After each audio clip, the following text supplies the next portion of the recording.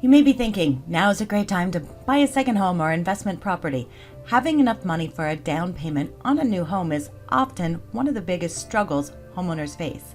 You may not want to tap into your existing nest egg, and you may be wondering if it's possible to tap into the equity you have in your existing house. For some homeowners who already have a home, you can leverage some of the equity you have built up to maybe acquire another house. There are a few different options for using your equity in your existing house, and you always want to consult your accountant to find out any tax implications, and perhaps your financial advisor to find out if buying another property fits in with your long-term investment strategy. So let's look at some options you may have to tap into the equity of your existing home. The first option you may consider is to refinance your existing home with a cash-out refinance home loan. A cash-out refi allows you to tap into the equity in your home and take cash out. This cash can be used to remodel your home, pay off bills, or put your kids through college. This money could also be used as a down payment on another property. There is often seasoning requirements on your down payment funds when you buy a new home, so you'll want to check with your mortgage lender on the requirements.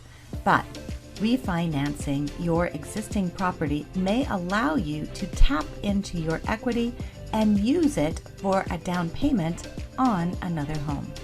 Interest rates on primary residences are usually lower than on investment homes. With a cash-out refinance, your total loan amount typically cannot exceed 80% of your home's value. Another way to tap into the equity in your existing house is to take out a second mortgage.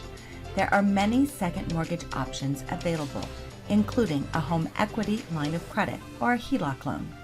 A HELOC works like a line of credit against your home. You do not have to draw all the funds out with a HELOC home loan, and it may provide you with the funds needed to buy a home as a rental or even consider buying a home and fixing it up to sell. There are always potential downsides to cashing out your home equity. Depending on your overall financial circumstance, you may be able to potentially claim tax deductions for interest payments on a refinance loan tied to your primary residence. You can also potentially write off interest payments on a second lien equity loan or line of credit. Equity lines work similarly to credit cards because you have access to a revolving line of credit, and you have the option of making interest-only payments for a certain number of years. Before you begin the process, be sure to check with your accountant to find out your options. When you use your existing home equity to finance a second home, you stand to lose your primary house if you fall behind on the loan payments. Equity lines of credit usually have variable interest rates, which means your payments could skyrocket over the course of time.